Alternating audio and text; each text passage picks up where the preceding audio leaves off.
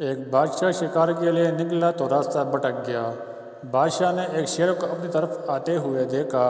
بادشاہ نے شیر پر تیر چلایا مگر وہ تیر شیر کو نہ لگ پائے اور بادشاہ کو اپنی جان کی فکر ہونے لگی۔ بادشاہ نے بھاگنا شروع کر دیا تو شیر بھی بادشاہ کے پیچھے بھاگا۔ آگے جا کر ایک دلدل تھی جو بادشاہ نے جان بچانے کے لیے دلدل میں چھلانگ لگا دی۔ جب شیر واپس چلا گیا تو بادشاہ دلدل سے باہر آیا۔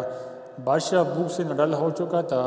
آگے جا کر ایک دیہاتی کھڑا تھا جس نے بہت سارے تربوز اکٹھے کیے ہوئے تھے۔ کیچڑ کی وجہ سے بادشاہ کا حلیہ ہی بگڑ چکا تھا۔ جب دیہاتی سے بادشاہ نے ایک تربوز مانگا تو اس نے کہا کہ میں نے یہ تربوز بادشاہ کے لیے اکٹھے کیے ہوئے ہیں، میں تجھے ایک تربوز بھی نہیں دوں گا۔ بادشاہ نے یہ ظاہر نہ کیا کہ میں ہی بادشاہ ہوں۔ بادشاہ اپنے دربار پر چلا گیا اور کچھ دن بعد ہی وہی دیہاتی بادشاہ کے لیے تربوزوں کی ایک بوری تحفے میں لایا۔ بادشاہ دیہاتی کے اس خلوص سے خوش ہوا اور ایک ہیرے کا لاکڑ دے دیا۔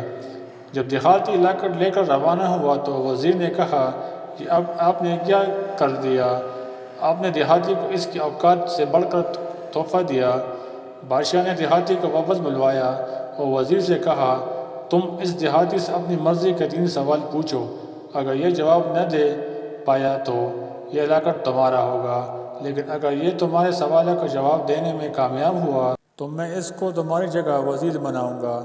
وزیر نے دل میں سوچا اس جاہل دیہاتی سے ایسے مشکل سوالوں پوچھوں گا کہ یہ چکرا جائے گا۔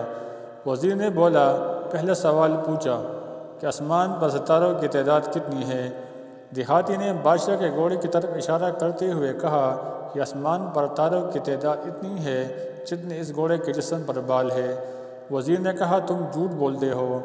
دیہاتی نے کہا اگر آپ کو شک ہے تو آپ آسمان پر تارے گن لے اور پھر اس گھوڑے کے جسم پر بال بھی گن لے، اگر تعداد برابر نہ ہوئی تو پھر کہنا۔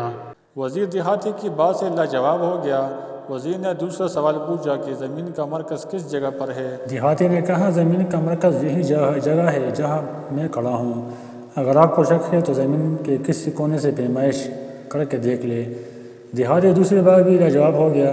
وزیر نے دیکھا کہ ایک مچھر بادشاہ کو مسلسل تنگ کر رہا ہے اور وزیر نے جلدی سے دیہاتی سے پوچھا اللہ تعالیٰ نے اس مچھر کو کیوں پیدا کیا ہے؟ دیہاتی نے دیکھا کہ بادشاہ مچھر کو مارنے کی کوشش کر رہا ہے لیکن مارنے میں ناکام ہو رہا ہے۔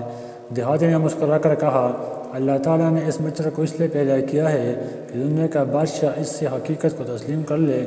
ان کا زور ایک مچھر پر بھی نہیں چل سکتا۔